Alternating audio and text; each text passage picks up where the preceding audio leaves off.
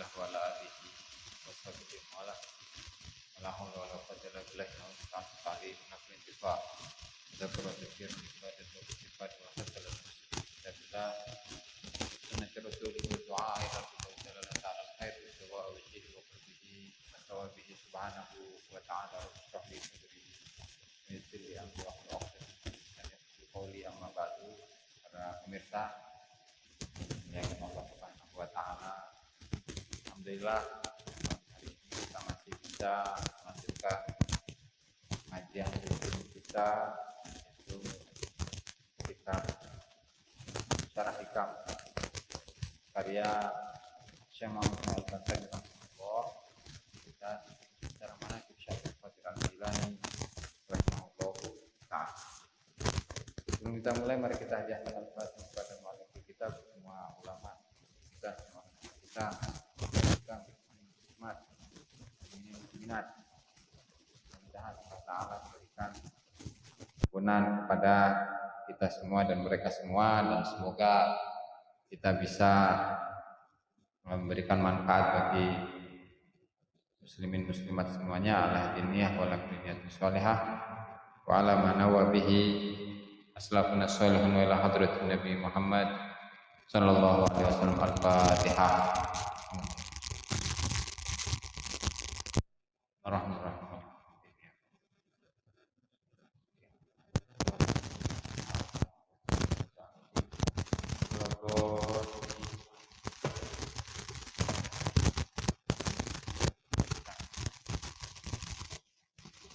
Qala musannif rahimahullahu taala Syekh Ibnu Athaillah As-Sakandari wa Sya'ri Al-Mutakallimi di kitab An-Nahjul Atam fi Tafridul Hikam ila qala wurudul imdad bihasabil isti'dad wa syurukul anwar ala hasab safail asrar.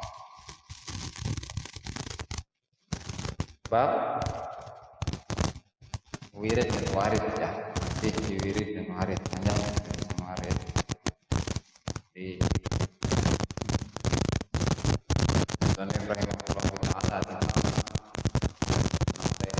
dari dalam pembahasan wirid dan warid itu biasa itu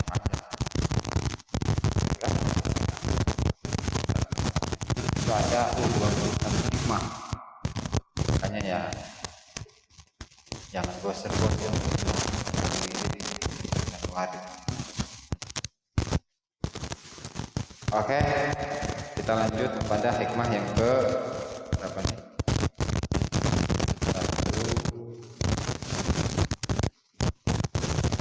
Keempat, karena kemarin banyak liburnya itu. Kalau musannif rahimahullah ta'ala dengan Mu'athaillah As-Sakandari fi kitabih Al-Hikam ila anqala babu al-wirid wal warid ila anqal halaman 162, ya. Wurudul imdadi bihasabil isti'dad wa syuruqul anwari ala hasabi safail asrar. Wurudul imdad utawi tekane tetumekane piro-piro keparing iku bihasabil isti'dad, iku kelawan ukuran kesiapan, hitungan kesiapan. Wa syuruqul anwar, lan utawi mencorongi pira-pira cahaya iku ala hasabi safail asrar, iku mengatasi, iku tetep mengatasi ukurane safa bersihe pira-pira sir atau hati. Jadi masih pada pembahasan wirid dan warid, mana pada pertemuan sebelumnya sudah kita uraikan. Yang ingat mah ingat, yang lupa mah lupa, bahwasanya wirid itu ya ibadah yang kontinu dilakukan oleh manusia. Baik ibadahnya itu sifatnya fisik atau hati abstrak. Nah, kemudian pada hikmah ini kata Syekh Ibnu Athaillah As-Sakandari rahimahullah beliau mengatakan wurudul amda hasabil istidad. Datangnya limpahan-limpahan karunia Allah Ta'ala itu disesuaikan dengan siapa masing-masing manusia. Wa syuruqul anwar, dan apa syuruk itu? Terbitnya cahaya-cahaya itu disesuaikan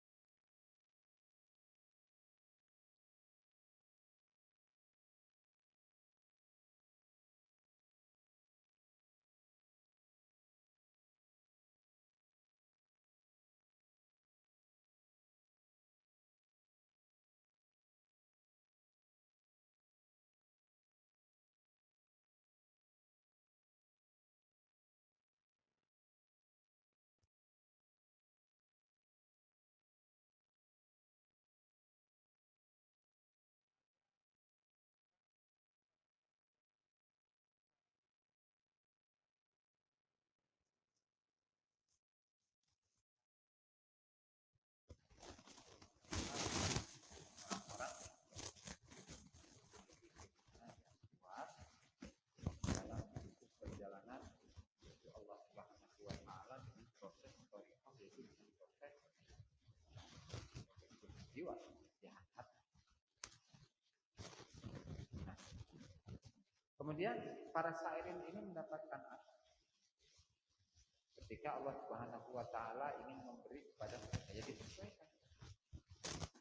Gimana ya barometernya, ukurannya itu adalah dilihat dari hati seseorang. Mana jika hati seseorang itu bersih sama sekali dari penyakit-penyakit hati, dalam hatinya tidak ada kecuali hanya cinta Allah Subhanahu wa Ta'ala, tidak ada cinta selain Allah Subhanahu wa Ta'ala, dia bukan lagi masuk dalam kategori hadirin alikin, tapi sebaliknya itu adalah orang yang masuk dalam kategori wasilin atau sehingga proses inilah yang diupayakan oleh para sairin, di mana mereka merasa bahwa hati mereka itu penuh dengan sombongan, penuh dengan pamer, penuh dengan keangkuhan, apalagi kan banyak, apalagi itu dan pamer, sombong, takabur, cinta dunia, cinta duit, dan segala macamnya banyak. Jadi karena mereka merasa seperti itu, ya berarti dengan amalan yang diberikan oleh gurunya kepada mereka, ya itu semata-mata bertujuan agar hati itu bersih. Ya meskipun pada hakikatnya itu bersihnya hati itu bukan oleh zikir, bukan oleh ibadah, bukan oleh puasa, bukan oleh sholat, bukan oleh bacaan Quran, bukan. hati itu ya oleh Allah Ta'ala. Ya memang Allah Ta'ala itu tidak akan semata-mata membersihkan hati seseorang ya kecuali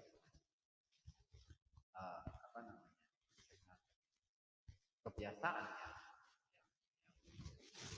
yang biasa dilakukan dalam arti apa sih bukti bahwa dirinya itu sungguh-sungguh ingin menjadi orang yang ada tanda dia ketika melakukan zikir itu ya sangat maksimal. Ketika melakukan sholat itu ya benar-benar kualitasnya itu disempurnakan. Ketika melakukan puasa itu ya adab-adab yang sempurna itu dikejar dilakukan. Jadi bukan lantaran karena semuanya itu oleh Allah kemudian dia leha-leha santai-santai tidur-tiduran. Sementara Allah Ta'ala itu yang biasanya termasuk dari tradisi Allah Subhanahu Wa Ta'ala itu tidak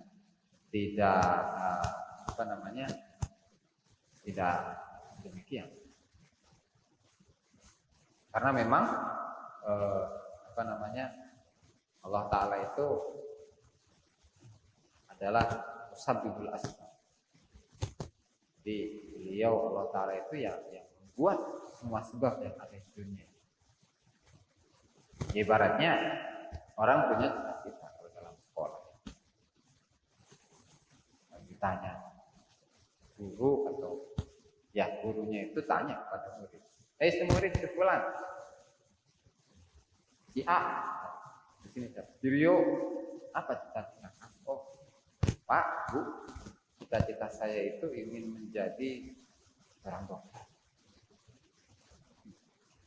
Jadi dokter ini atau menjadi dokter ini itu tidak semata-mata ya keinginan saja lantaran semuanya itu karena Allah.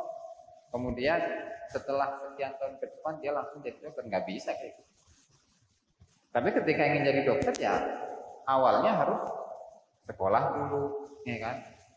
Mulai dari TK, SD, SMP, SMA, kemudian ketika kuliah pun jurusannya kedokteran. Nah, kemudian dalam kedokteran itu, fakultas kedokteran itu ada jurusannya. Jurusan apa? Ada dokter mata, ada dokter gigi, ada dokter dalam, paru-paru, spesialis paru-paru, dokter umum, segala macam. Mana yang dipilih? Nah, itu kan ada proses baru. Kemudian setelah melewati pendidikan formal itu barulah nanti dia akan menjadi dokter. Nah, manusia pun demikian ketika ingin hatinya bersih. Ya tidak semata-mata dia santai-santai, dia leha-leha kemudian meminta kepada Allah, kemudian di dalam hatinya itu berkeyakinan memang Allah Subhanahu Wa Ta'ala itu yang menjadikan semuanya. Tapi mana bukti kita bahwa kita ini adalah orang yang ingin hatinya menjadi bersih? Gitu. Seorang yang katakanlah punya cita-cita ingin menjadi seorang ulama, ustadz, kiai, abuya, abi, sarwabai, abah, sarwabai, dari jelas, abuya Tijan, abuya Rio kayak. Ya otomatis mulai dari kecilnya itu sudah melewati pendidikan formal. Ya dalam arti kalau jurusannya itu keulamaan ya berarti membahas atau yang dikaji itu ya kitab-kitab para ulama, gitu kan? Mulai dari sedikit, mulai dari tingkatan yang paling bawah sampai tingkatan yang paling tinggi. Mulai kitab yang tipis, yang kecil, awamil dari awamil bahkan sampai at-taudih at-tasrih ala taudih kalau di nahwu. Bahkan sampai kitabul ain karya Imam Khalil bin Ahmad Al-Farahidi. Kan? Kalau fikih ya misalnya mulai dari Safinah atau Risalatul Jami'ah, kemudian kalau ke atasnya sampai kitab misalnya Imam Syafi'i. Kalau usul fikih ya berarti mulai dari Al-Waraqat, ya kan? Kemudian di ujungnya itu ya sampai kitab Al-Mahsul Al-Burhan, Al-Mustasfa, Imam Ghazali, bahkan sampai kitab Ar-Risalahnya Imam Syafi'i dan seterusnya. Jadi kan ada tahapan-tahapan di mana seseorang itu ingin menjadi apa? Tadi apa yang dia cita-citakan. Gitu. Nah makanya wurudul amdad bihasabil istidad, datangnya limpahan-limpahan atau karunia-karunia Allah Subhanahu wa taala yang diturunkan kepada para hamba-hambanya itu disesuaikan dengan kesiapan. Seseorang itu tidak ujuk-ujuk, tidak langsung kemudian dia menjadi seseorang yang ahli mukasyafah, kan bisa menyingkap semua rahasia di dalam hati orang-orang yang di sekitarnya, atau tahu masa depan yang akan terjadi di masa depan ataupun yang lainnya. Sementara dia ini adalah orang yang dalam ibadahnya saja itu tidak jalan, itu jauh, jauh.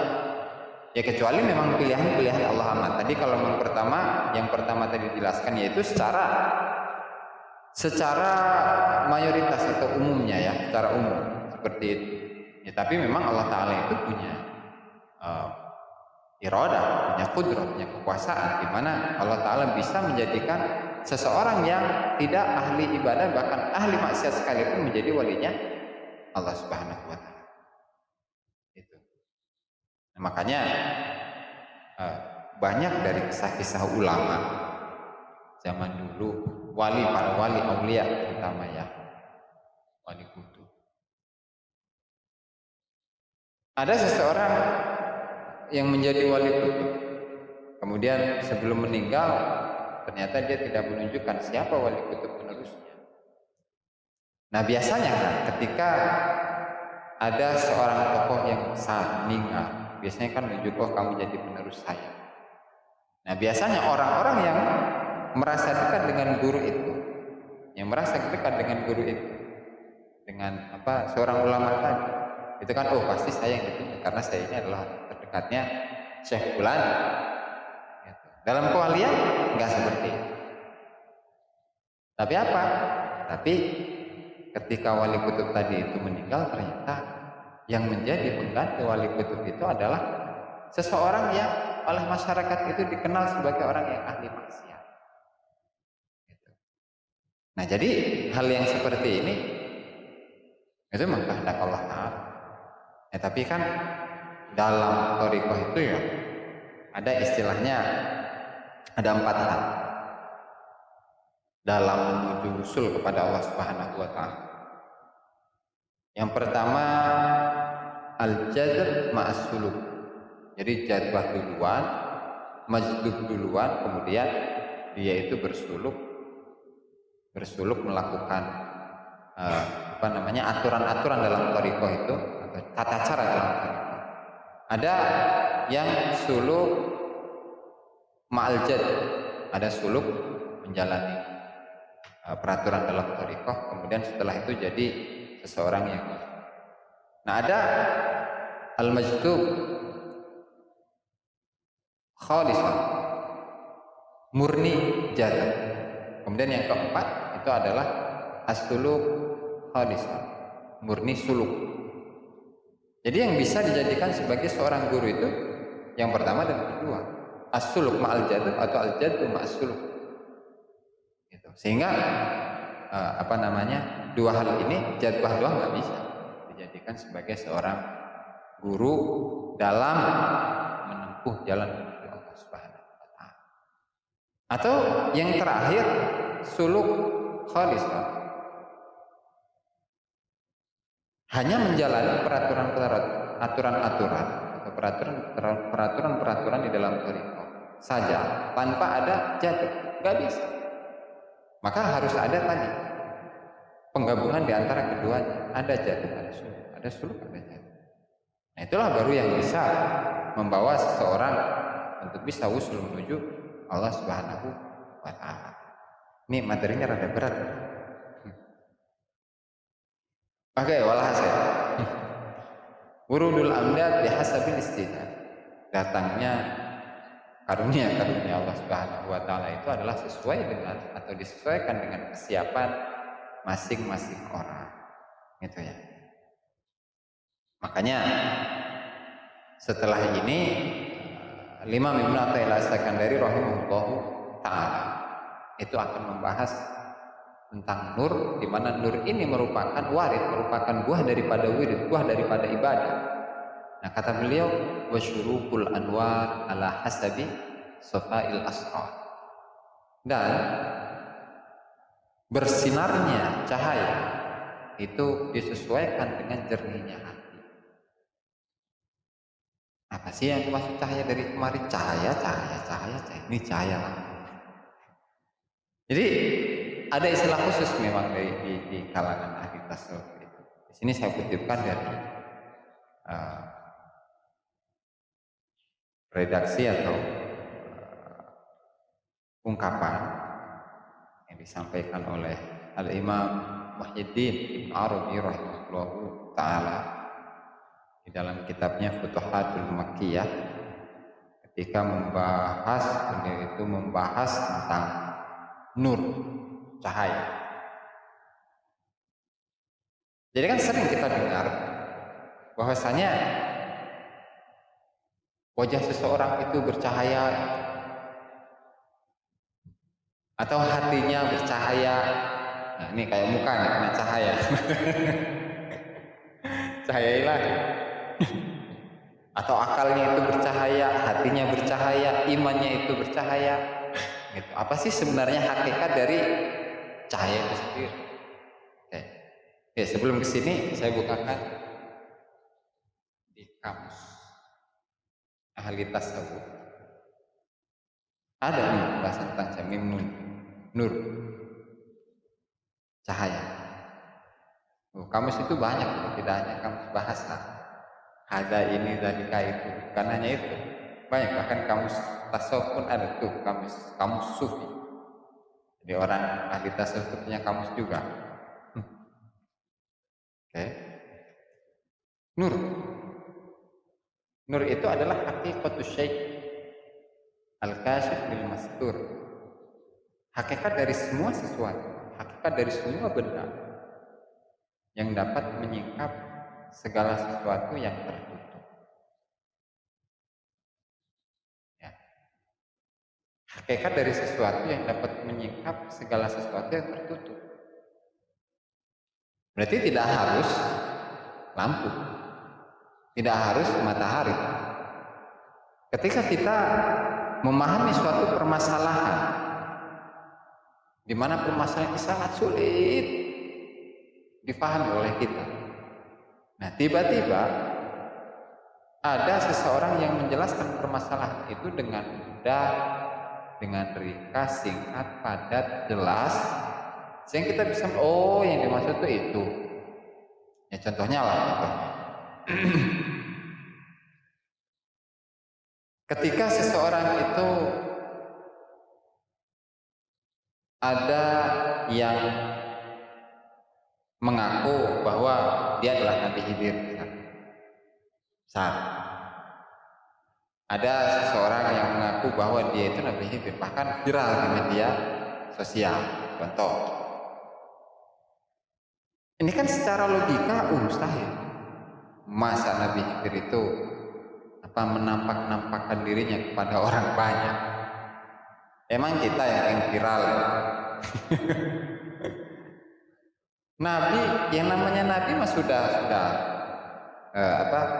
hatinya itu sudah tidak ada keinginan seperti itu, pengen viral, pengen dapat duit banyak, pengen jadi orang kaya, pengen disebut kebaikannya di hadapan orang lain. Udah nggak ada.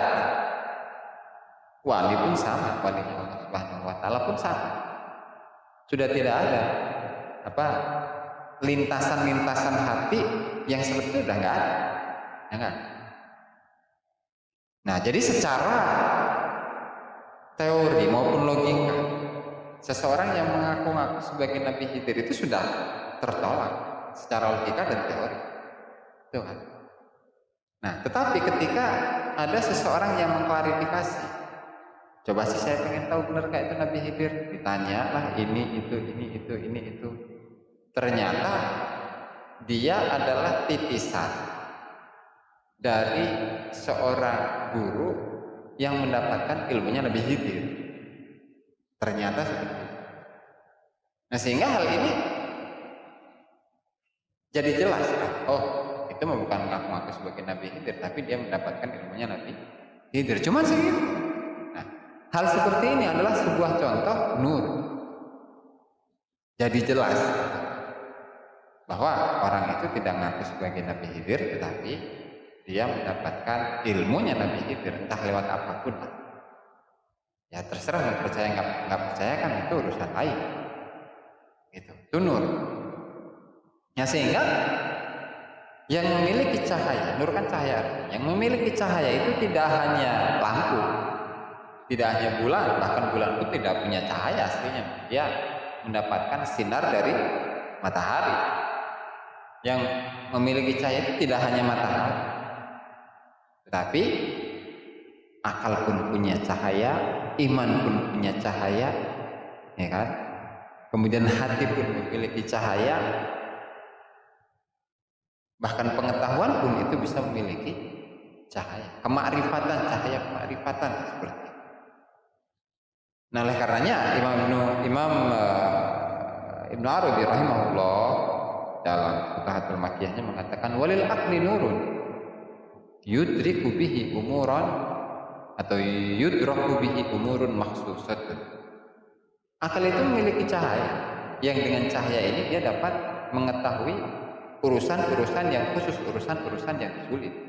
Dalam arti dia memiliki kecerdasan yang luar biasa, sehingga apa yang dipikirkan oleh orang-orang, apa yang dipikirkan oleh dirinya itu jauh melampaui orang-orang yang tidak seperti itu. Katakanlah orang lain itu hanya mencapai nilai 2 atau 3, sementara dia sudah menembus sampai 20 bahkan 100. Nah, makanya ketika akal seseorang itu bercahaya, ya maka dia akan memiliki kecerdasan yang luar biasa. Akal itu baru akal. Terus walil imani nurun. Iman itu memiliki cahaya. Bihi yudraku kullu syai', di mana segala sesuatu itu dapat diketahui malam yakuman selagi tidak ada pencegahan. Al ilmu nurun dalam sebuah hadis. Ilmu itu cahaya. Bagaimana kok bisa ilmu itu bisa menjadi cahaya? Ilmu itu merupakan cahaya. Ya iya. Orang yang bodoh beda dengan orang yang pintar. Orang yang pengetahuannya banyak itu beda dengan orang yang pengetahuannya sedikit. Orang yang pengetahuannya banyak ketika mendapati satu permasalahan dan dia sudah tahu jawabannya, oh permasalahan itu sudah tahu saya. Itu kalau orang pintar. Kalau orang bodoh itu pasti apaan sih? Itu masalah ini segala macam, bahkan diklaim sesat segala macam. Itu. Makanya dalam ayat Al-Qur'an Allah Subhanahu wa taala itu berfirman, la yastawil ladina ya'lamun wal ladina la ya'lamun. Orang bodoh sama orang yang pintar itu beda. Orang bodoh bisa dibodoh, orang pintar nggak bisa. Orang pintar, orang berilmu tahu mana yang benar, mana yang salah. Orang nggak berilmu itu nggak tahu mana yang benar, yang salah. Gitu. Nah, sehingga itulah makna daripada ilmu itu memiliki cahaya. Dengan cahaya ini dia dapat membedakan mana yang benar, mana yang salah, mana yang bermasalah, mana yang tidak bermasalah, mana yang hak, mana yang batil, mana yang halal, mana yang haram. Berbicara akal, ini kan sering atau kebanyakan dari kita itu mengaku bahwa dirinya ini adalah orang yang punya kecerdasan yang melebihi Albert Einstein ya. Berapa tuh ininya?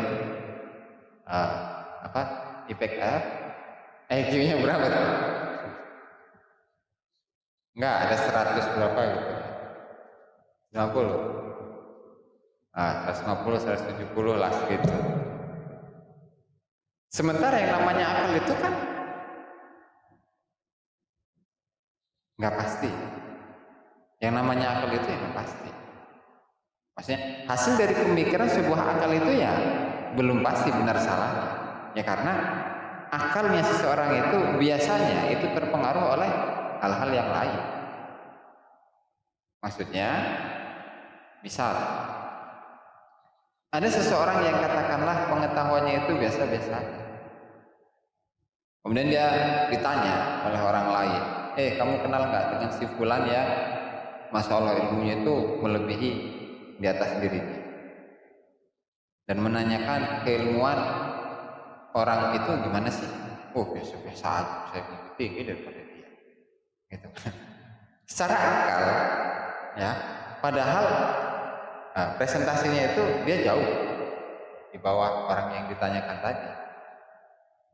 Tapi lantaran karena ada egonya, ada egoismenya, ya udah dia tidak akan menerima. Dan inilah yang terjadi pada orang-orang ahlu Mekah, para penduduk Mekah, ketika mereka diajak oleh Rasulullah Shallallahu Alaihi Wasallam untuk beriman kepada Allah, untuk mengimani bahwasanya Nabi Muhammad Shallallahu Alaihi Wasallam itu adalah utusan Allah. Nah sehingga karena ya macam-macam lah latar belakang mereka macam-macam. Ada yang takut kalah pamor sama Nabi Muhammad. Ada yang khawatir jabatnya itu turun ketika dia masuk Islam. Ada yang khawatir bahwasannya perekonomian dirinya itu akan turun lantaran masuk Islam. Ada yang khawatir bahwa agama nenek moyangnya itu sudah tidak bisa dilestarikan lagi dan seterusnya dan seterusnya. Ya sebenarnya kalau berbicara akal hati nurani, akal yang murni, ya mereka tahu bahwa mereka salah dan Nabi Muhammad benar. Ya tapi kan tadi karena ada pencampuran tadi, ada hawa nafsu, ada ego, ada kesombongan, ya, ada kekhawatiran, ada takut ini dan itu sehingga dia nggak mau masuk Islam. Dalam hadis Imam Bukhari rahimahullahu taala yang ada seorang sahabat entah Sa'ad bin Abi Waqqas entah yang lain yang bertemu dengan seorang raja Yunani seorang raja Persia Herakl, tapi nggak tahu Herakles bukan Herakl. Ditanya, beliau nanya kepada sahabat tadi, bagaimana Muhammad di kalangan kaum? Apakah pengikutnya itu dari kalangan pejabat-pejabat, orang-orang yang mulia, atau sebaliknya orang-orang yang rendah, orang-orang yang hina dan budak seperti itu? Oh, pengikutnya dari golongan rendah, bukan dari orang kaya, bukan dari orang yang punya jabatan, bukan dari golongan orang yang memiliki nasab yang mulia dan seterusnya. Oke, satu. Yang kedua, terus Muhammad itu menurut kalian itu termasuk keluarga dari keluarga terhormat atau bukan? Oh, dia dari keluarga terhormat. Oke, dua. Terus ketiga, apa yang diajarkan Muhammad kepada kalian? Oh, dia mengajarkan semua hal. Hubungan antar manusia itu harus baik. Hablum minan nas. Hubungan dengan Tuhan itu harus baik. Diatur bagaimana tata cara berjual beli, bagaimana tata cara bergaul dengan tetangga, bergaul dengan masyarakat, akhlak kepada anak, akhlak kepada orang tua, akhlak kepada sesama, dan seterusnya. Bahkan Nabi Muhammad itu mengajari kami bagaimana cara atau adat ketika kita buang air. Bahkan sampai itu ya. Baik, kalau kayak gitu saya mau beriman, kata Herakl. Saya mau beriman, tapi saya tanya dulu nih penasihat-penasihat dari agama Kristen, karena memang agama yang dipegang itu adalah agama Kristen. Kalau mereka setuju maka saya akan masuk Islam. Kalau nggak setuju maka saya tidak akan masuk Islam. Ditanya. Setelah ditanya, justru mereka malah marah. Oh, kenapa kamu tuh gini. Khawatir. Karena kekhawatiran Hiraql akan kekuasaannya akan lenyap, bahwa kekuasaannya itu akan lenyap, maka dia nggak jadi masuk Islam. Padahal secara logika dia harus masuk Islam karena sudah mengetahui bukti-bukti kebenaran dari kerasulannya, kenabiannya Nabi Muhammad Shallallahu Alaihi Wasallam. Kok nggak bisa? Bukan nggak bisa, kok nggak mau dia itu masuk Islam? Hiraql. Atau yang siapa tadi? Penduduk Mekah, ya seperti Abu Jahal, Abu Lahab, dan seterusnya. Kenapa mereka itu nggak mau masuk Islam? Padahal mereka dikenal sebagai orang-orang yang cerdas, memiliki otak yang waras, memiliki akal yang luar biasa, tapi kok mereka nggak mau masuk Islam? Tadi pertanyaan. Kembali pada permasalahan tadi bahwa akal mereka bermasalah. Makanya bagi orang-orang yang mengaku bahwa dirinya adalah orang yang berakal, orang yang cerdas, ya nanti dulu hasil kecerdasan, hasil akal pikiran yang dihasilkan dari akal yang mereka miliki. Lihat dulu hatinya, lihat dulu kualitas akal yang dia miliki, apakah akal ini dipenuhi dengan hawa nafsu atau tidak. Kalau yang bersih dari hawa nafsu ya bisa jadi hasil pemikirannya itu benar-benar merupakan kebenaran. Dan sebaliknya, ketika akal itu dipenuhi dengan hawa nafsu, apalagi ditambahi dengan permasalahan keluarga, permasalahan ekonomi, permasalahan ini itu, ya bisa hasil pemikiran atau mengukur kebenaran dari hasil pemikiran itu dari mana? Gitu kan. Sementara tadi kondisi pemikiran itu sendiri tidak dalam keadaan baik. Makanya orang yang sehat itu yang bagaimana? Orang yang sehat itu bukan sehat fisik, bukan sehat yang mengaku-ngaku bahwa dirinya akalnya sehat, tapi orang yang sehat itu adalah seseorang yang sehat hatinya. Sehat dari apa? Sehat dari semua penyakit-penyakit yang ada di dalam hati, bukan penyakit fisik yang bisa diteropong pakai mikroskop, tapi yang sifatnya maknawi, yang sifatnya abstrak, di mana diri kita itu tidak sadar. Ya karena rata-rata orang itu seperti itu. Kan? Orang yang berilmu bangga dengan keilmuan, sehingga efeknya sombong. Orang yang punya kekayaan dia bangga dengan kekayaannya, efeknya sombong. Seseorang yang memiliki jabatan, dia akan sewenang-wenang, ujungnya sombong. Padahal kesombongan itu pakaiannya Allah Ta'ala. Itu nur, cahaya, syuruqul anwar. Sehingga kembali lagi pada pembahasan utama. Udah berapa menit? Maya. Tadi saya bicara manakib. Jadi satu aja. Syuruqul anwar. Bercahayanya, bersinarnya cahaya yang ada dalam hati seseorang, yang ada di dalam akal seseorang, yang ada dalam iman seseorang, itu ala hasabi safail asrar, itu sesuai atau disesuaikan dengan kejernihan hati. Nah, bagaimana cara menjernihkan hati? Ya mengamalkan hadis. Hadis apa? Qala Rasulullah sallallahu alaihi wasallam, ala dzikrillah tatmainnul qulub. Dan ketahuilah bahwasanya dengan zikir kepada Allah Subhanahu wa taala, hati manusia itu akan menjadi tenang. Sehingga ketika hatinya itu menjadi tenang, maka dia akan bersinar. Ketika hatinya bersinar, maka dia akan tahu mana yang benar, mana yang salah, mana yang hak, mana yang batil, mana yang halal, mana yang haram. Sehingga yang halal dilakukan, dilaksanakan, yang haram itu dijauhi. Gitu. Oke, sambil mengisi waktu sebelum ditutup nih. Ada pertanyaan enggak? Enggak pertanyaan, lanjut.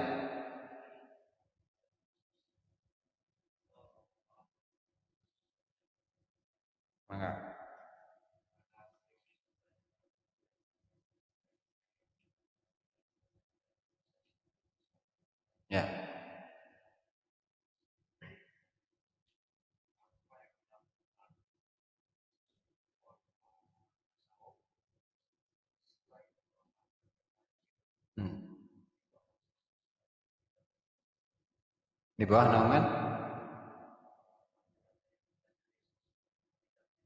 Oke, ulang. Ada. Ya, ulang aja.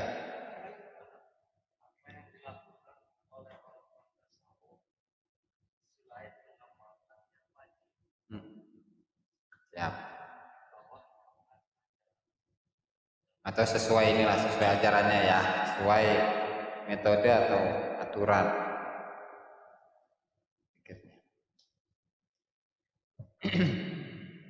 Kalau di hadis itu,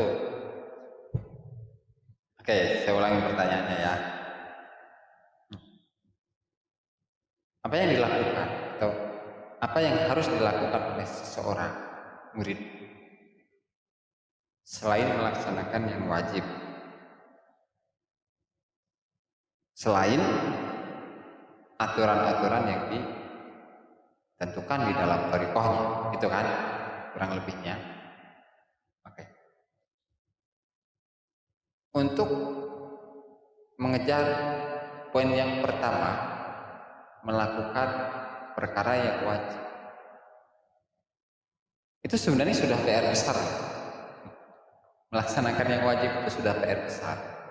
Dalam arti semaksimal apapun seseorang dalam memperbaiki ibadahnya, tetap di situ ada kekurangan. Kok bisa? Sholat tidak hanya sekedar sholat. Usolli fardhu dhuhri arba'a raka'atin mustaqbil qiblati ada lillahi ta'ala Allahu akbar kabira walhamdulillahi katsir. Terus assalamualaikum warahmatullahi wabarakatuh. Emang cuma gitu doang sama?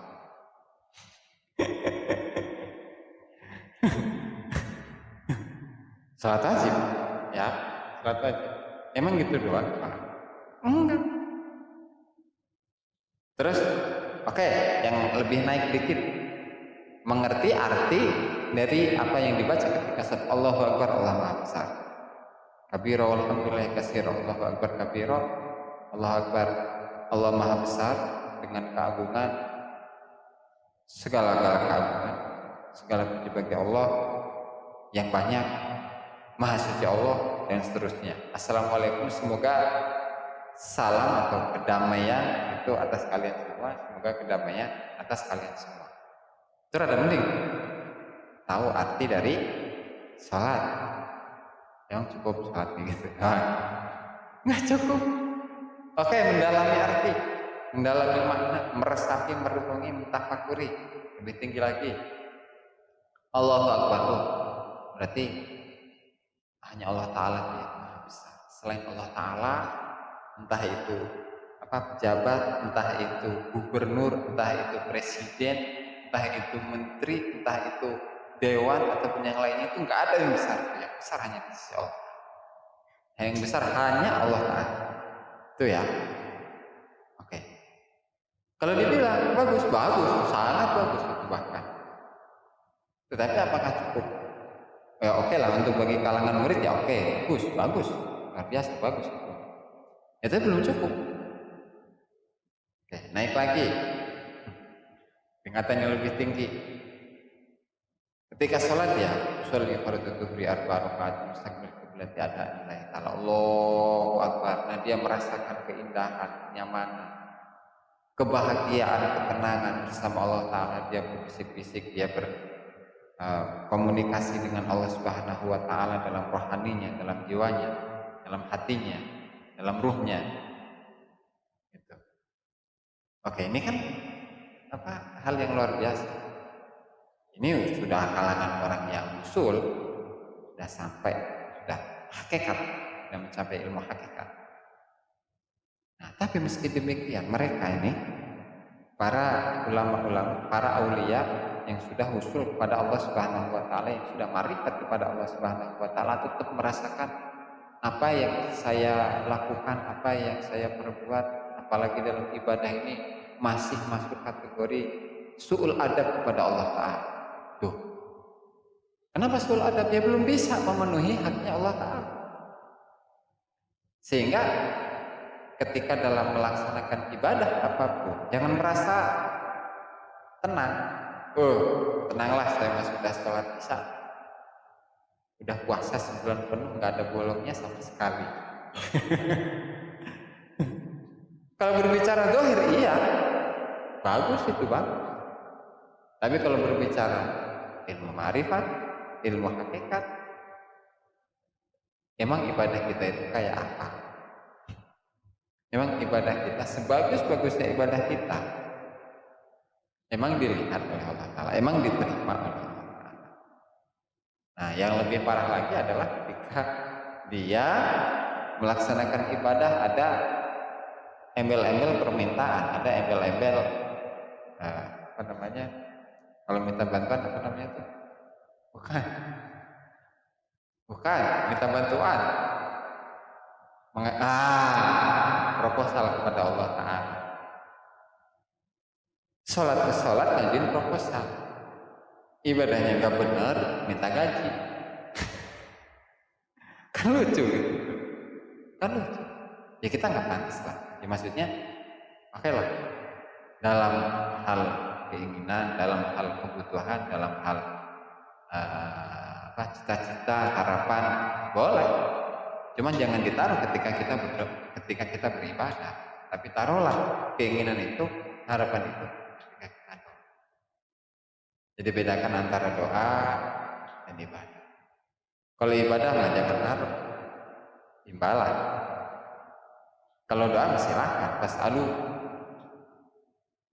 fas'alu nih ujibku.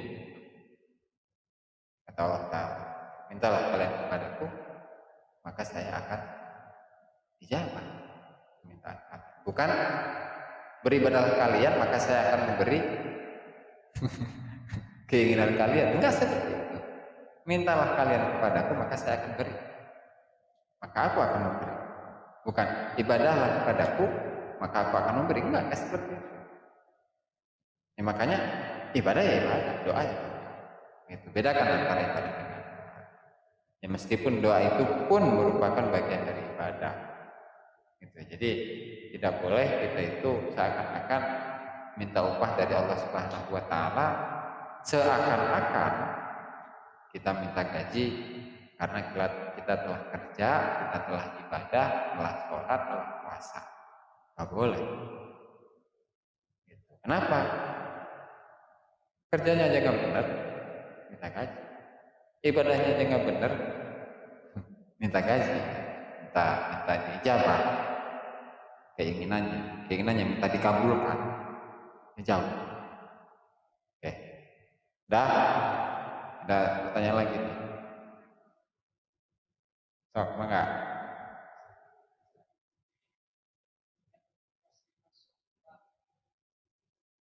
Wirid dan warid. Ya.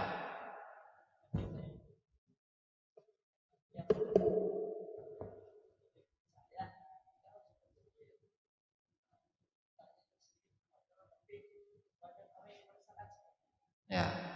Oh.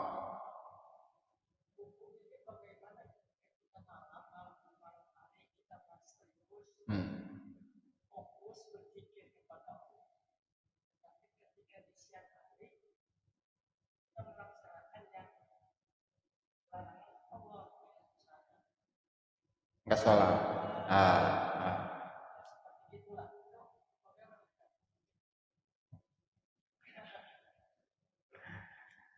Ya berarti masalahnya ada di pikirnya.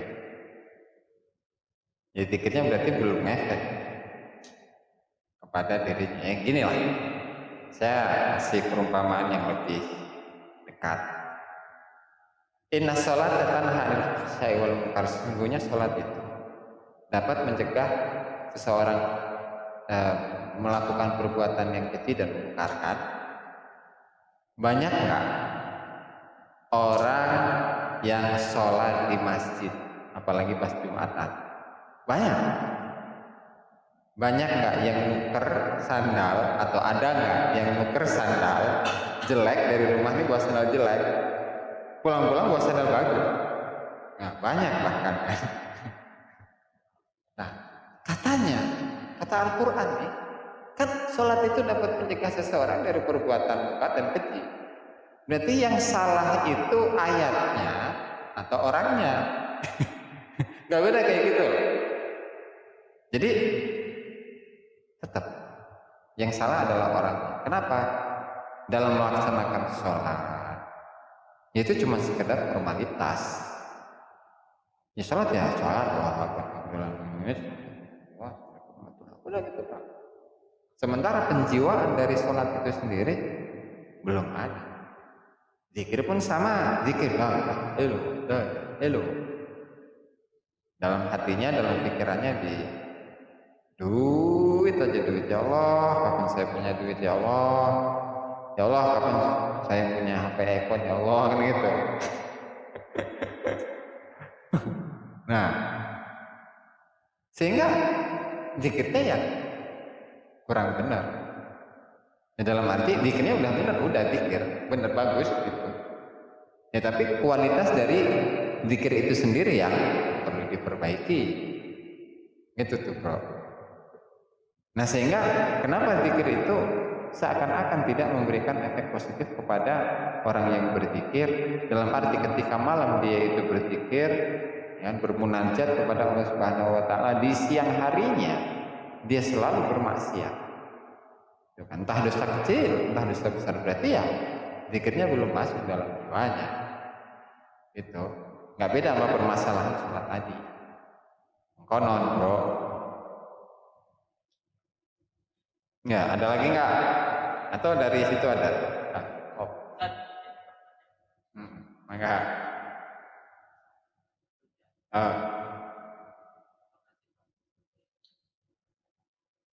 Semuanya. Kayak yang miskin mau dunia aja. Oke, siap. Jadi hobi dunia itu kan cinta kepada dunia. Ketika berbicara dunia itu tidak hanya berbicara tentang materi. Ya. Dunia itu apa sih? Dunia itu ya selain Allah Ta'ala. Oke. Selain Allah Ta'ala ya Bu. Selain Allah Ta'ala ya makhluk. Oke. Sehingga tidak dominan. Hubud dunia itu hanya berlaku bagi orang yang kaya saja.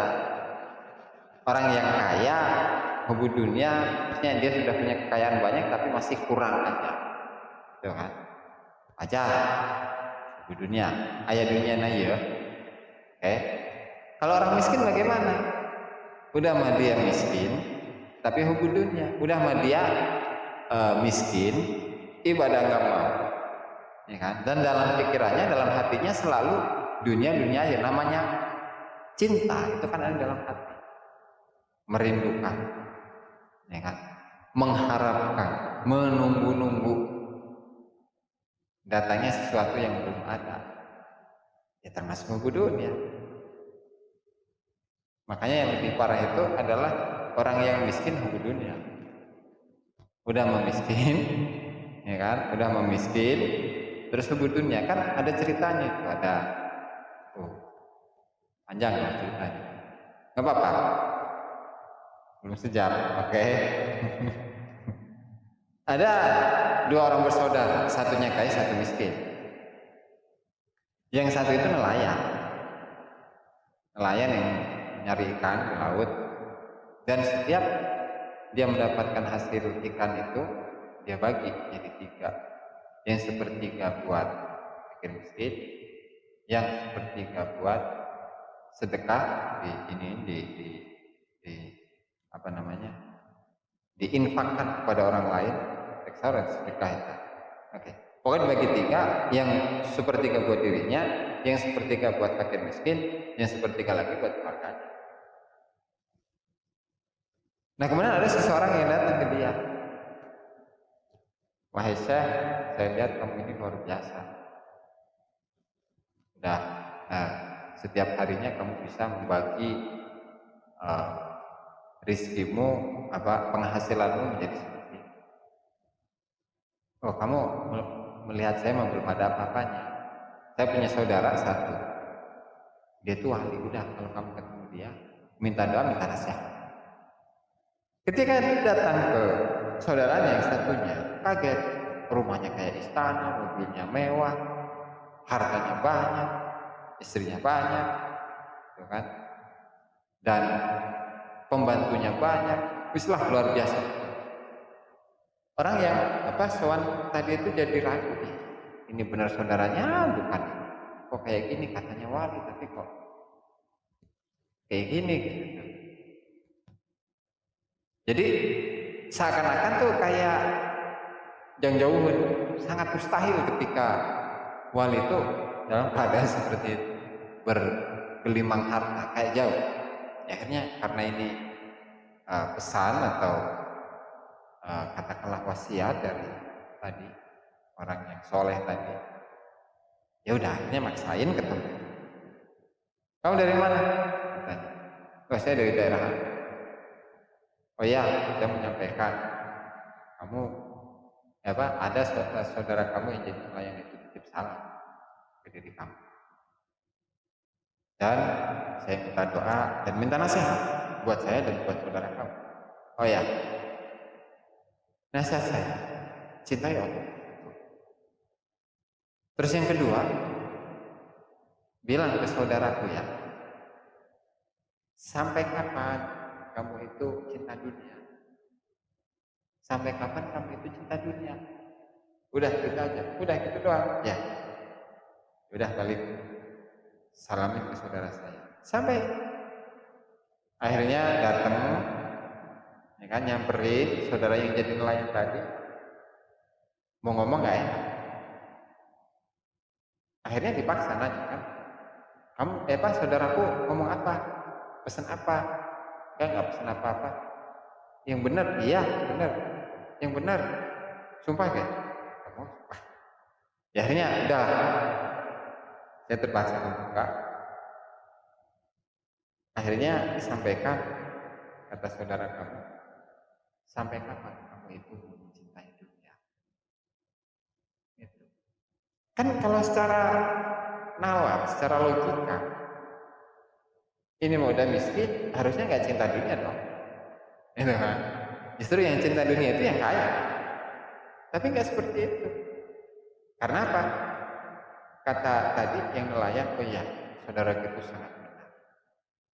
Jadi saya setiap harinya yang kayak gini mendapatkan hasil ikan, saya bagi sepertiga ke sini, sepertiga ke sini, sepertiga ke sini, tapi dalam hati saya itu masih ada lintasan ketidakterimaan saya akan takdir Allah yang diberikan kepada diri saya. Dan saya berangan-angan menginginkan supaya saya ini supaya saya ini menjadi sama seperti saudara saya. Nah, disitulah letak cinta dunia. Jadi cinta itu ada di dalam hati dan gak harus dirinya itu adalah orang yang kaya. Meskipun orang yang miskin sekalipun, yang namanya hubud dunia tetap nggak, nih orang miskin nggak orang kaya sama aja. Gitu. Dari netizen ada nggak ada, kosong. Oh, nonton gitu. Oh.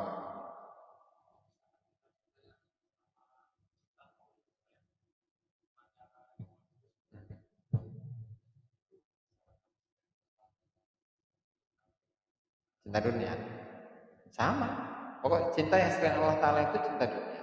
Cuman kan memang ketika kita mencintai sesuatu tapi karena Allah, dan sudah bukan lagi cinta dunia.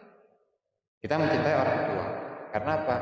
Karena orang tua itu, karena kita diberi pesan oleh Allah Ta'ala untuk memuliakan orang tua, menghormati orang tua, dan seterusnya, bukan cinta dunia. Kita punya anak, punya istri, cinta anak, cinta istri, karena perintah Allah cinta anak, cinta istri ya. Berarti itu bukan cinta dunia, tapi cinta Allah. Gitu. Udah sejam. Udah nggak ada pertanyaan lagi. Wallahu ta'ala a'lam. Demikianlah para hadirin yang dimuliakan Allah Ta'ala, pengajian pertama pada malam hari ini, dan pengajian yang kedua kita sepakati. Yang live streaming nggak usah dipotong. Muhammad bin Abdullah wa alihi wasallam. Mari kita lanjutkan pengajian syarah hikam syarah manaqib Syekh Qadir Al-Jilani rahimahullah ta'ala. Sebelumnya merupakan kisah di mana Syekh Abdul Qadir Al-Jilani itu mendapatkan julukan dengan sebutan Muhyiddin. Ya kisahnya seperti kemarin malam di mana Adin ini nama orang yang awalnya sudah meninggal, kemudian dihidupkan oleh Syekh Abdul Qadir Al-Jilani melalui karomahnya, kan? Sehingga dari situlah beliau dikenal dengan nama Muhyiddin, seseorang yang menghidupkan orang yang namanya Din. Oke lah, itu sudah kita jelaskan kemarin malam. Mau percaya kisah ini silahkan, mau enggak ya silahkan, namanya juga cerita. Oke, walhasil dari sini kan ada pelajaran yang dapat diambil bahwa Syekh Abdul Qadir itu tidak merasa bahwa dirinya sakti, bahwa dirinya adalah orang yang hebat, orang yang memiliki karomah, orang yang dapat menghidupkan orang yang mati. Enggak seperti itu Syekh Abdul Qadir Jilani.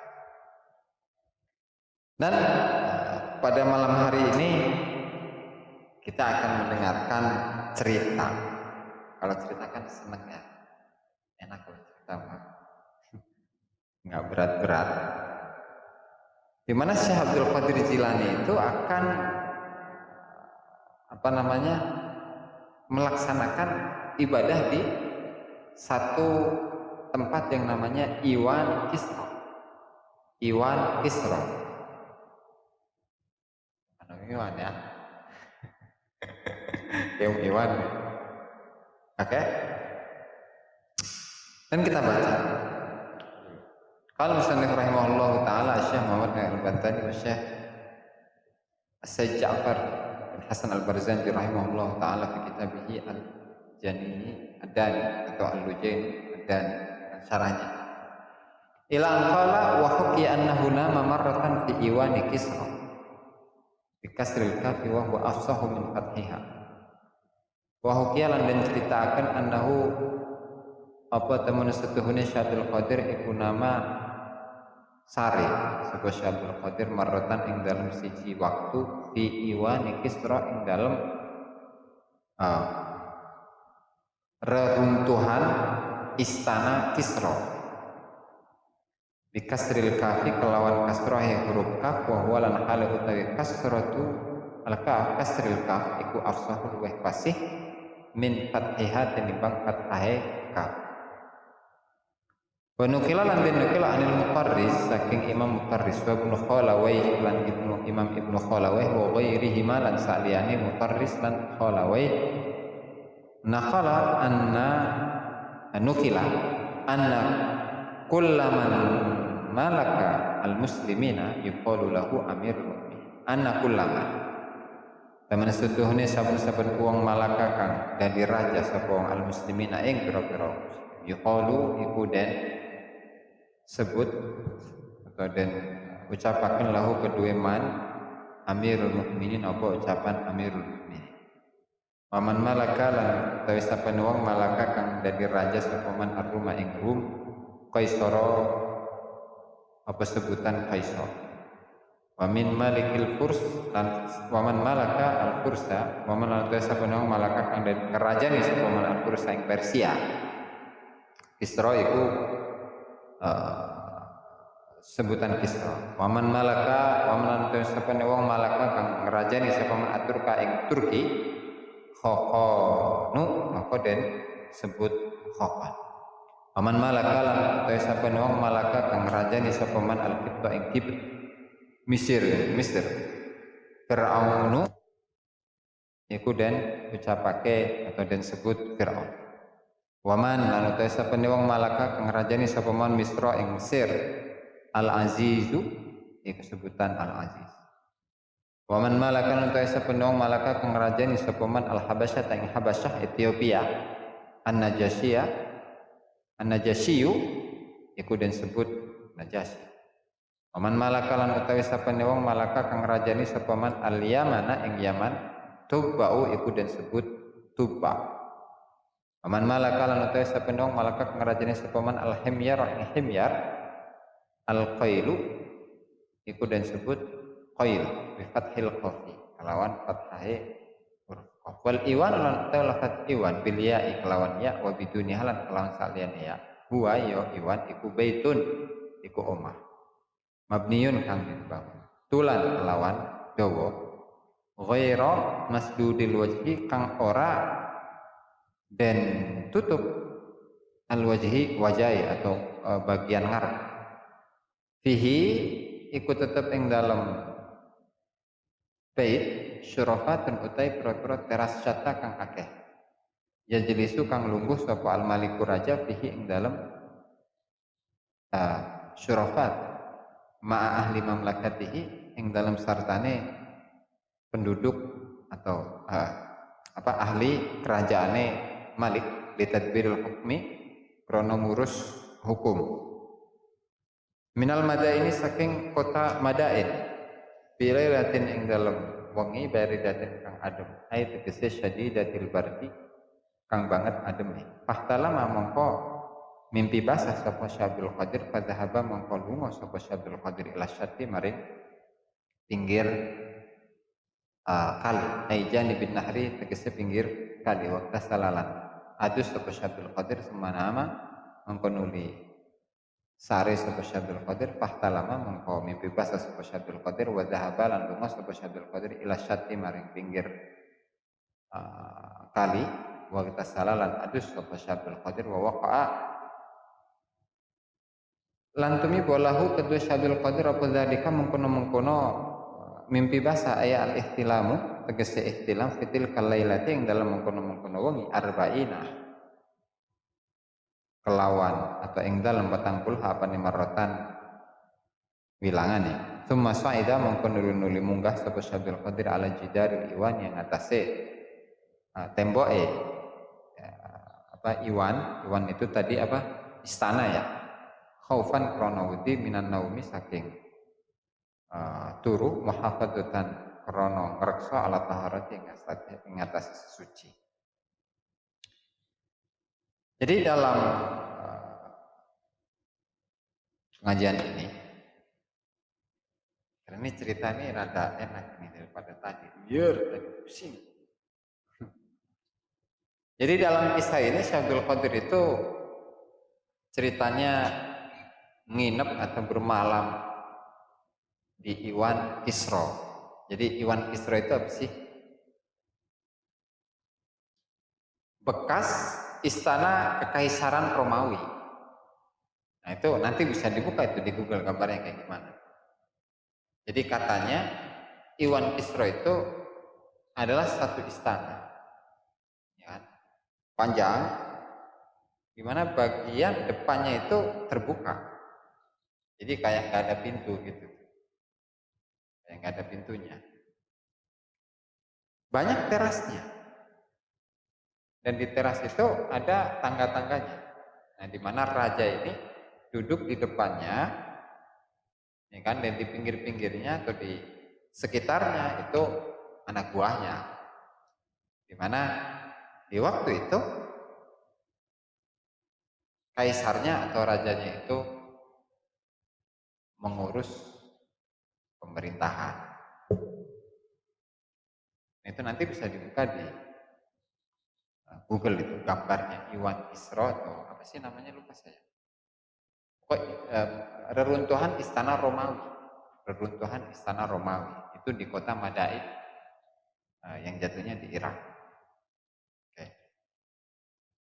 Jadi Syabdul Qadir pernah di sana. Nah, kemudian di sini oleh Syekh Nawawi menyebutkan faedah di mana nama-nama dari raja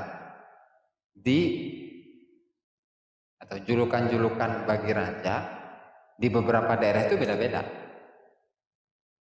Nah, makanya di sini kalau seseorang yang merajai muslim itu namanya Amirul Mukminin. Waktu masih ada kerajaan. Kalau yang merajai Romawi itu namanya kaisar, kekaisaran Romawi gitu. Kaisar. Kalau Persia, waman malakal Fursa, yang merajai Persia itu namanya Kisro. Terus yang merajai Turki, gelarnya itu namanya Khokon. Yang merajai Gibt itu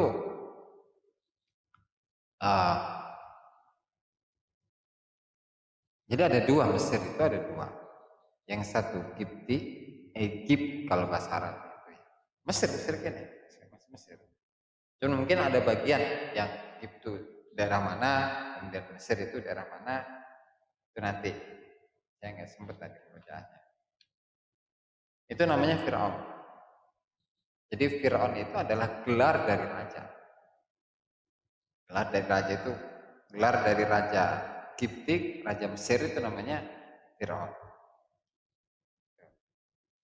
Terus waman malaka Misra al-Aziz. Jadi dulu kalau ingat kisahnya Nabi Yusuf alaihissalam dengan Siti Zulaikha. Siti Zulaikha itu istrinya Raja Mesir yang namanya Al-Aziz, Raja Mesir. Bukan namanya sih, julukannya itu Al-Aziz. Jadi setiap orang yang menjadi Raja Mesir itu Aziz. Setiap orang yang merajai Egypt sama si Mesir, cuma bagiannya mungkin berbeda zaman kali ya, makanya namanya beda-beda.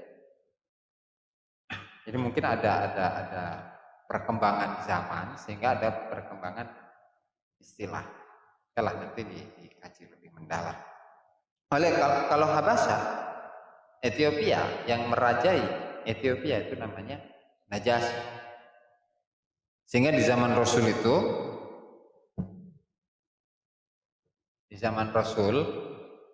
kan pernah beberapa kali hijrah itu, sahabat-sahabat Nabi itu hijrah ke Ethiopia, kemudian bertemu dengan raja yang gelarnya adalah Najasyi.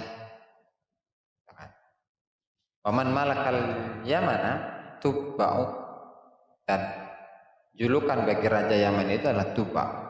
Terus Himyar itu Khoi dan seterusnya. Nah, jadi yang menarik perhatian di sini adalah seseorang yang merajai Mesir namanya Fir'aun. Makanya beda antara Fir'aun yang tenggelam di Laut Merah. Itu beda dengan Fir'aun yang ditarik jenggotnya sama Nabi Musa. Ya. Makanya itu beda. Soalnya apa? Kalau yang ditarik jenggotnya sama Nabi Musa itu udah mati, udah meninggal duluan. Nah terus yang tenggelam di Laut Merah itu anaknya Fir'aun.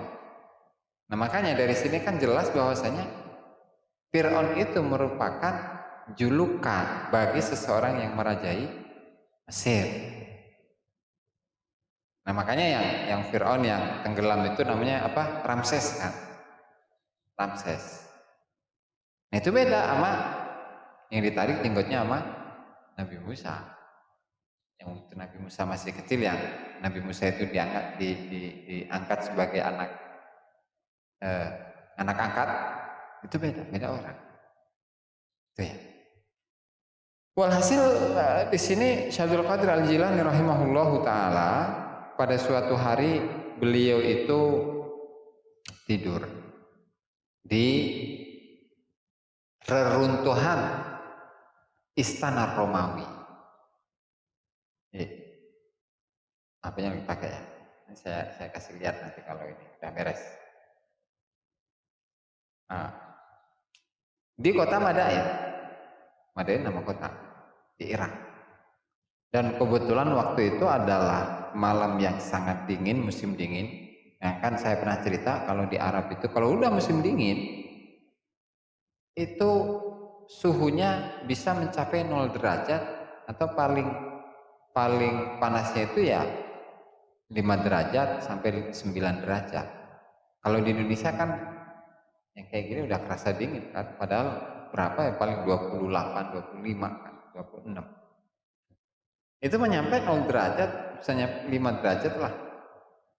Gitu. Nah, beliau Syekh Abdul Qadir Jailani tidur di malam yang dingin, terus mimpi basah junub. Nah, ketika junub kan nggak mau kan, beliau itu dalam keadaan punya hadas besar. Ya akhirnya mandi di sungai tengah malam, terus tidur lagi. Gitu terus sampai 40 kali musim dingin. Wah, kalau kita boro-boro musim hujan aja udah malas-malasan kan mandi. Apalagi musim dingin. Ya kan? Sampai 40 kali. Akhirnya setelah 40 kali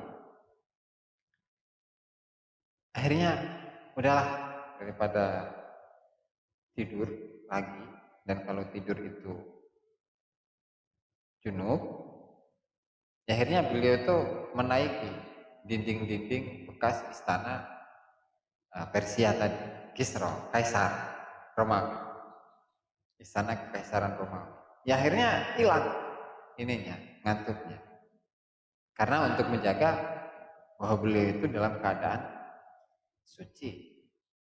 Nah ini kan satu pelajaran bagi kita bahwasanya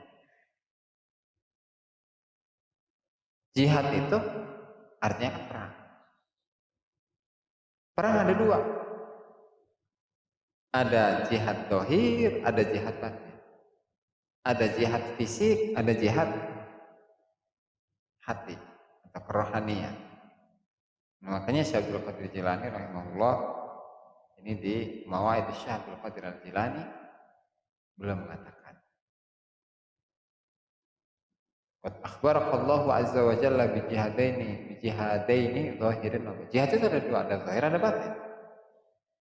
Kalau batin itu jihadun nafsi, jihad melawan, perang, memerangi nafsu, memerangi hawa nafsu, memerangi tabiat, memerangi setan, ya kan?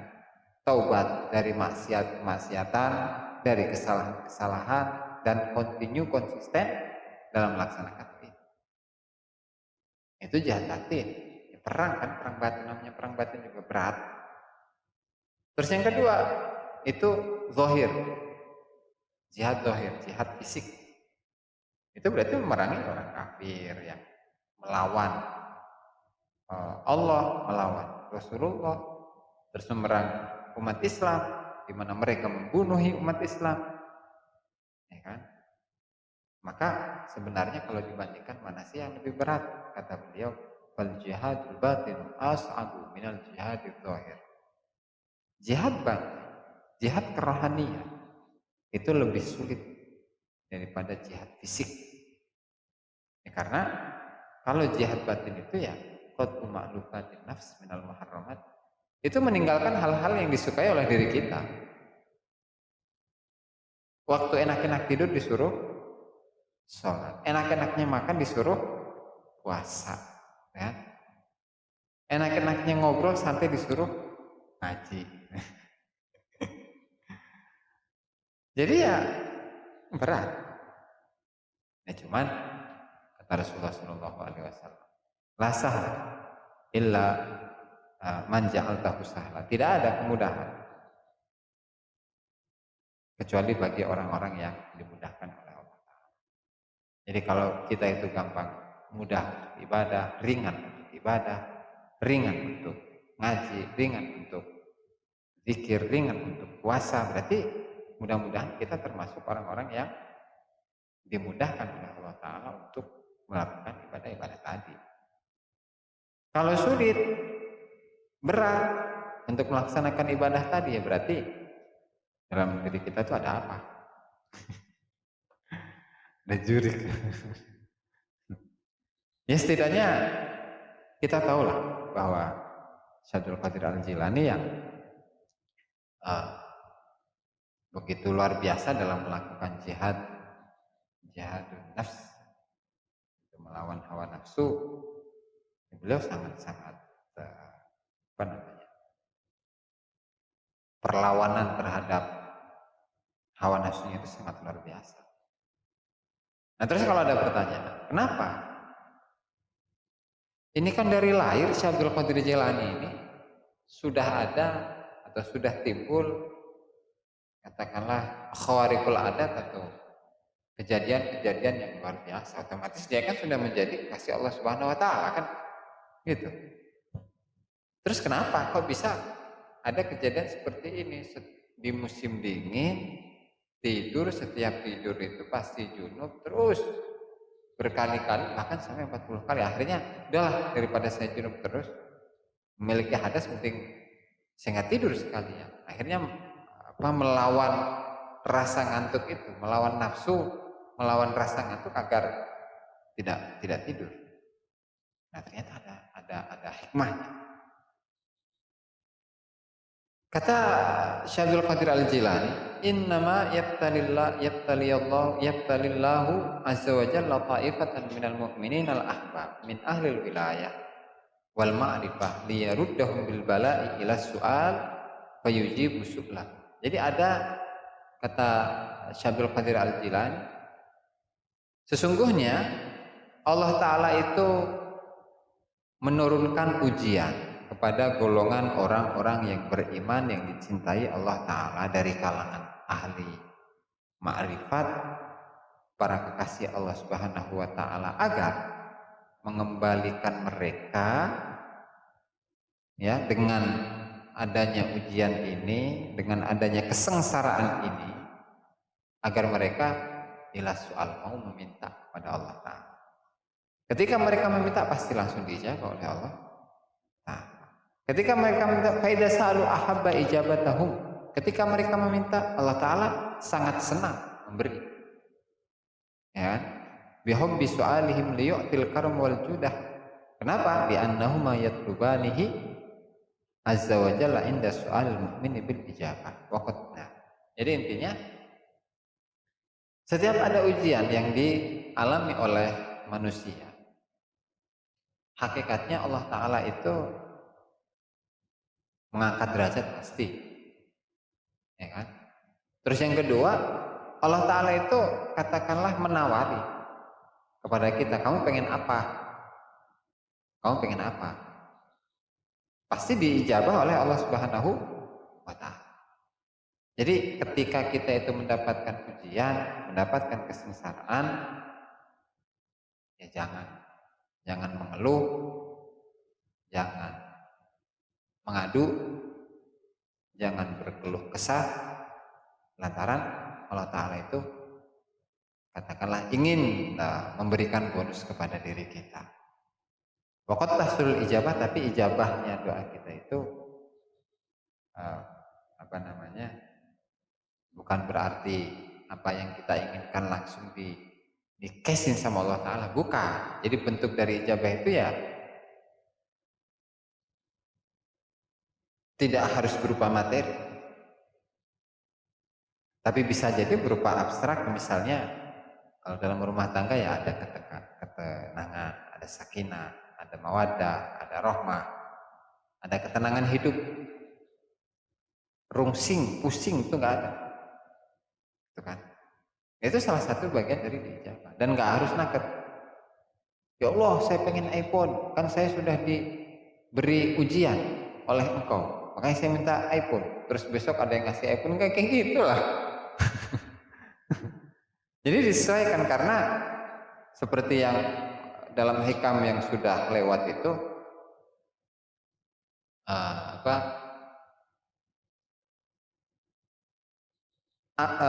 pemberiannya Allah Subhanahu wa Ta'ala itu sesuai dengan apa yang Allah inginkan, bukan sesuai apa yang engkau inginkan.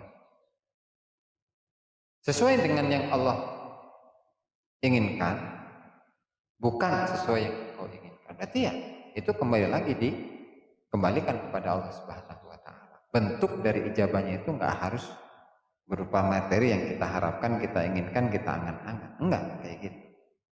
Tuh ya. Nah, sehingga dari sini Syekh Abdul Qadir Al-Jilani rahimahullah ta'ala, meskipun beliau itu dari kecilnya sudah dikenal sebagai orang yang, ya kalau bahasa kita sakti gitu ya, terus bisa menobatkan, menjadikan 60 orang itu taubat di depan beliau, ya tapi tetap beliau itu dalam katakanlah perjalanan rohaniah itu tetap mengalami hal-hal yang berat. Dan nanti memang di pertemuan-pertemuan selanjutnya akan diceritakan bahwa Syekh Abdul Qadir ini selama sekian bulan itu nggak makan kecuali rumput-rumputan, akar-akaran, daun-daunan. Dan minumnya itu pun dari diserap gitu, dari tumbuhan-tumbuhan itu diserap karena memang nggak punya nggak menemukan air. Itu ya. Nanti akan ada penjelasan. Oke, sebelum ditutup ada kawan-kawan yang mau nanya. Cok, mangga. Coy.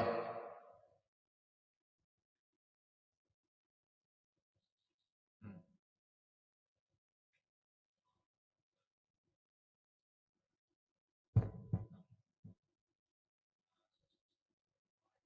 Oh,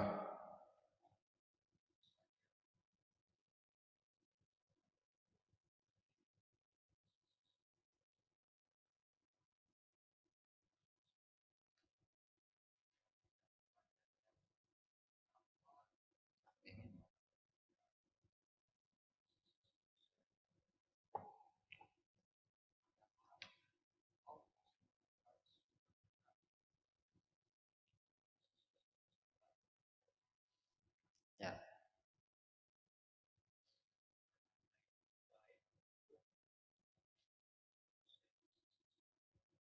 Yang baik atau yang buruk ya.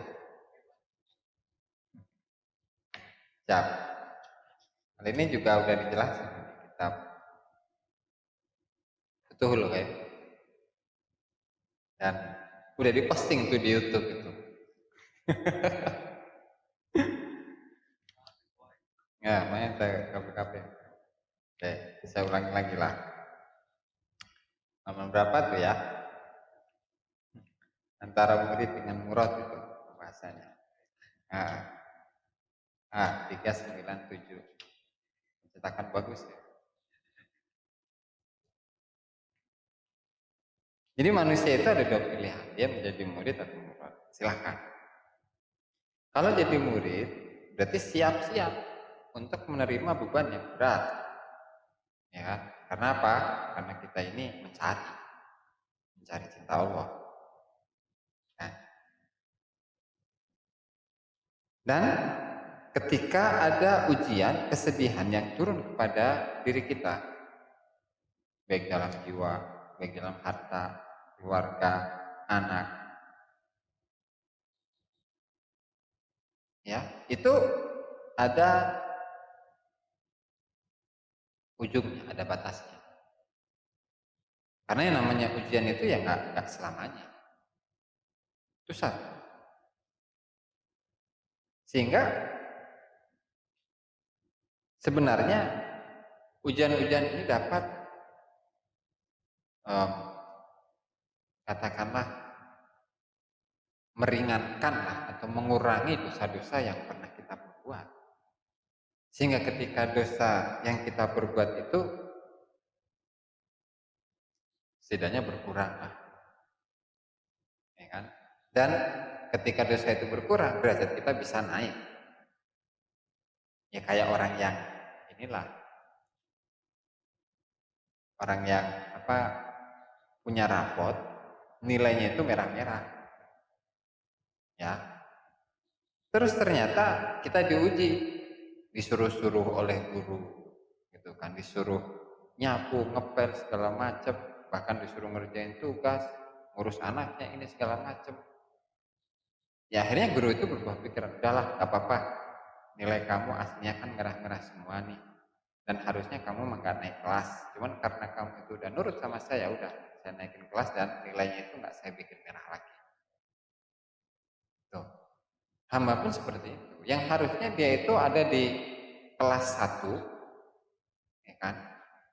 Tapi karena Allah Ta'ala itu menurunkan tadi ujian yang berat bagi dirinya, ya, otomatis kan dosanya berkurang nih, ya dia bisa naik kelas, bisa naik tingkatan dari kelas 1 bisa kelas 3 bisa ke kelas 6. Tuh. Kalau berbicara qada dan qadar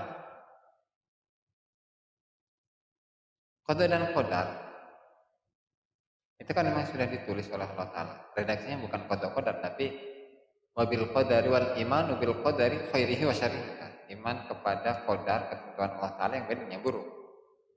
Itu memang sudah ada ketentuannya di sana, cuman kan kita nggak tahu. Ya kan? Karena sifatnya gaib, makanya kita disuruh iman. Hah?